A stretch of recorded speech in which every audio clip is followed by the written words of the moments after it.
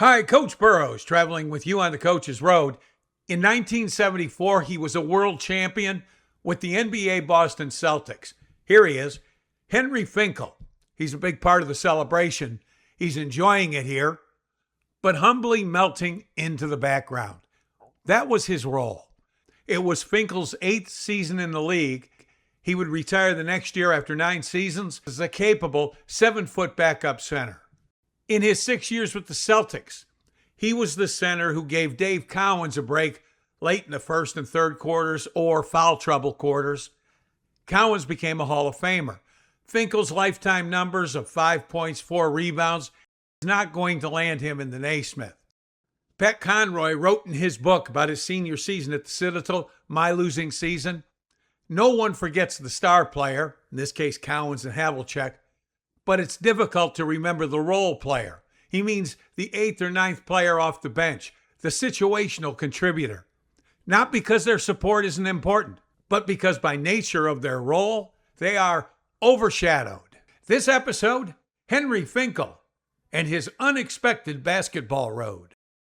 Henry grew up in Union City, New Jersey. It's a city just 1.3 miles wide, but densely populated, 55,000 people.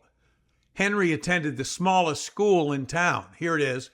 It's the elementary, the middle school, the high school, all the same building. It's called Holy Family. Enrollment, 150 boys, 150 girls. The big move for students was when they advanced to high school. He or she moved from the first floor to Holy Family's second floor. The basement, that's where the gym was located. His freshman year, he only played basketball with his friends, backyards, schoolyards, playgrounds, nothing organized. He enjoyed the freedom of the pickup games and playing with people he knew. As a freshman, he's just one of the guys, 5'11". That's tall, but not towering. The Holy Family head basketball coach does not even know he exists. Between his freshman and sophomore year, he grew 6 inches. At 6'5", he was a student who was head and shoulders above everybody else, which drew the attention of the high school head coach asking, "Hey, who's the big kid walking our halls?" Answer, "Coach, that's Finkel."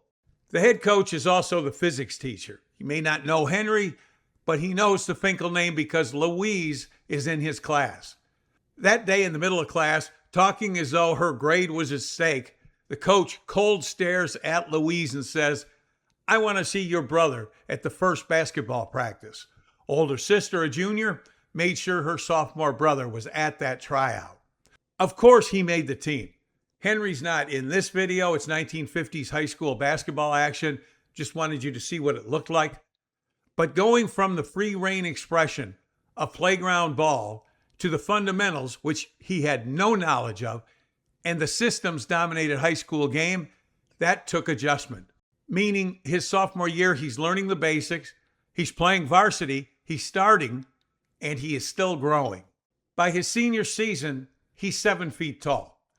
So he had started at the building as a 4-foot kindergartner, entered freshman year 5'11", unknown. He grows 13 inches as sophomore, junior, senior, becomes the undisputed focal point of the team, which ultimately caught the attention of college recruiters as he graduates class of 1960. As you might suspect, he's a homebody. He's used to playing at a smaller school. He accepted the scholarship to St. Peter's University, playing here in the dark uniforms. St. Peter's was a strong mid-major program. This video is the NIT of 1967, when only 23 teams went to the NCAA, 14 teams invited to this one, the NIT. So St. Peter's, small, but one of the top 40 teams in the country. And for Henry, it's only 5 miles from Holy Family. It makes perfect sense. Parochial to parochial, small enrollment of 1,500. Freshmen were not varsity eligible, so he develops for a year on the freshman team. When tragedy strikes his up until then sequestered and orderly life. His father passed away, cancer, age 69. Finkel dropped out of college to help support his mom and his family. He takes a job at a Jersey City shipyard as a sandblaster. That is a grueling blue-collar job. He blasted worn-out layers of industrial paint from old ships and marine vessels. He was a year into the job, and destiny steps in.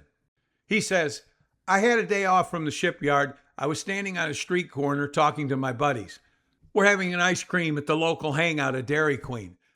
A guy drove by. He saw me standing around. I was hard to miss because I was 7 feet tall by then. And he pulls the car over on this busy street. He gets out. He says, what are you doing? And I said, nothing, which was true because I had left St. Peter's. And then he says, how would you like to go back to school and play ball? The guy was a regional independent recruiter and had been a great player in his day. Harry Brooks was captain of the 1954 Seton Hall team. Henry asked, what are you talking about, Seton Hall? And he says, no, I'm talking about the University of Dayton in Ohio. UD had just won the National Invitational Tournament. Henry says, I told Mr. Brooks I would have to talk to my mother first. My mom never even batted an eyelash. She said, you go back to school. And that was it. 1 minute I'm hanging out on a street corner, the world's tallest sandblaster, and the next I'm playing Division I basketball at Dayton.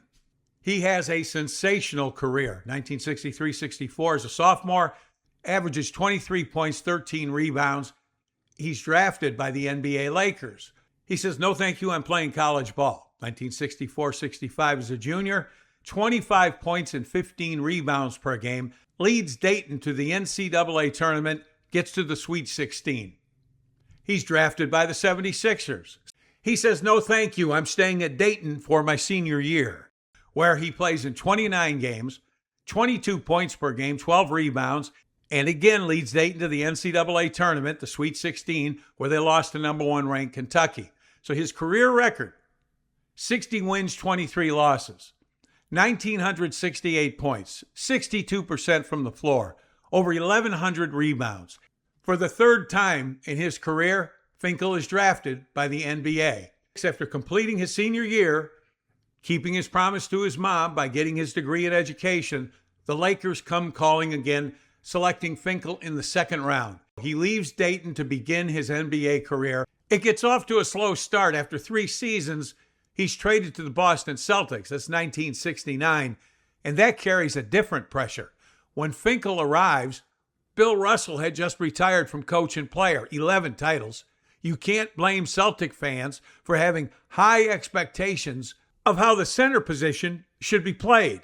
There's no center then or now who's going to make fans forget about Russell.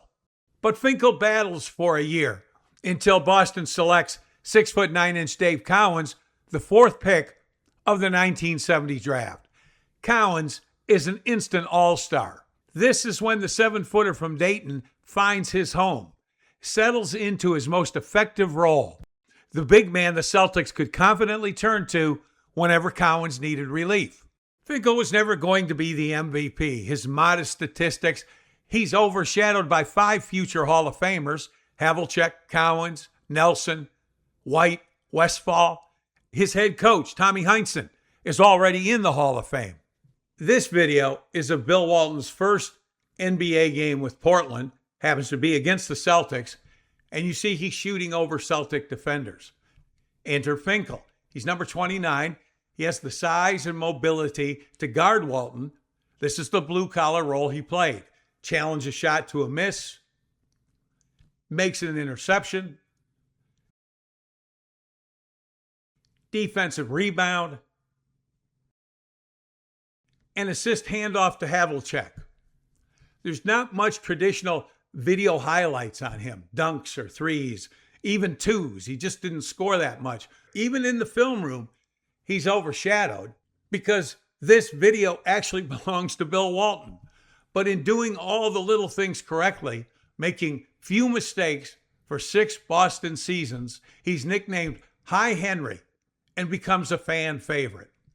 The press guide or the program of 1974, the championship season, calls him the hardest working guy on the Celtics. Hall of Fame teammate Don Nelson often kidded Finkel about waiting so long to enter the NBA. Under NBA rules of the era, a player could be selected 4 years after his high school class graduated.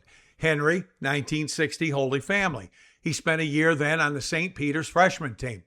The next year, he's a sandblaster. And that's why, by 1964, after his sophomore season, Henry was eligible and being drafted. Nelson would tease him. You played for free for 2 more years. and lose that salary, plus 2 years on a retirement pension. Finkel told him, "The Dayton years were the best of my life, and when I graduated, that meant the world to my mom." His head coach at the University of Dayton was Don Donaher. He's in the College Basketball Hall of Fame now. He was fond of saying, in this era of one and done, Henry was 4 and more. He also said Finkel was the most unselfish player he ever coached, always putting team first. As we mentioned at the outset of this story, here's the 1974 championship locker room. He celebrated humbly from the background, content and yielding the spotlight to his many Hall of Fame teammates. Comfortable with being overshadowed. And you're on the Coach's Road, where basketball coaches travel along with passionate hoop enthusiasts. Coach Burrows, over and out.